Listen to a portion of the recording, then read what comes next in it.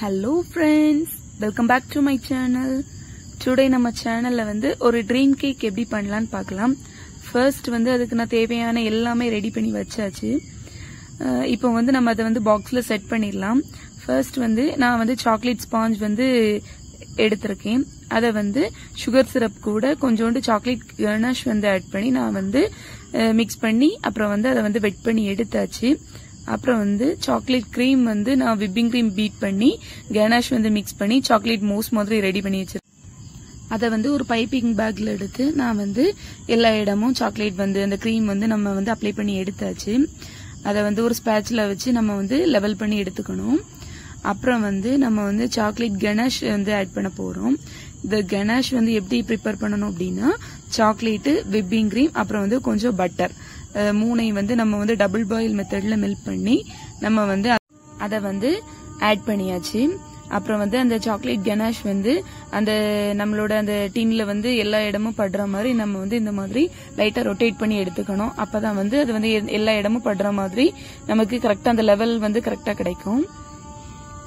இது மாதிரி 2 dream cake எனக்கு வந்திருந்து, ரெண்டுமே நான் ரெடி பண்ணி எடுத்துட்டு இருக்கேன். 1/4 கிலோ அளவு.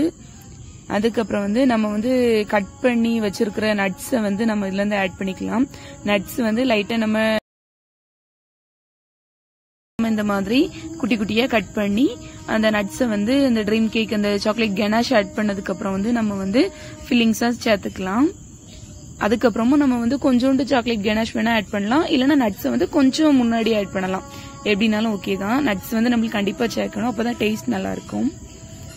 ஃபைனலா நம்ம மில்க் காம்பவுண்ட் சாக்லேட் நம்ம டபுள் பாயில் மெத்தட்ல மெல்ட் பண்ணி வச்சிருக்கணும். அதை இதுக்கு 4th லேயர் ஆட்டு நம்ம கொடுக்கறோம். இது 5-in-1 டார்ட்டி கேக்கு. இதுல 4th லேயர் ஆட்டு தான் நம்ம இந்த மில்க் காம்பவுண்ட் கொடுக்கறோம். இதை நம்ம மெல்ட் பண்ணி எடுத்துட்டு அப்புறம் ஒரு 2 டேபிள் ஸ்பூன் நம்ம ஆட் பண்ணி அந்த ஸ்பூன் வச்சு அந்த பாக்ஸ் ஃபுல்லாவே ஃபில் ஆகுற மாதிரி நம்ம ஸ்ப்ரெட் பண்ணி எடுத்துக்கிறோம் ஈக்குவலாட்டு. இது நம்ம ஃப்ரீசருக்குள்ள செட் பண்ண உடனே நம்ம மில்க் காம்பவுண்ட் ஊத்தின உடனே கொஞ்சம் அது கட்டி பிடிச்ச மாதிரி இருக்கும். இது ஒன்றும் ப்ராப்ளம் இல்ல. நம்ம இதுக்கு மேல நம்ம கோகோ பவுடர் லாஸ்ட் டஸ்ட் பண்ணுவோம். அதனால இது நம்மளுக்கு கொஞ்சம் கிளியரா இல்லைன்னு சொல்லி நம்ம ஃபீல் பண்ண வேண்டாம்.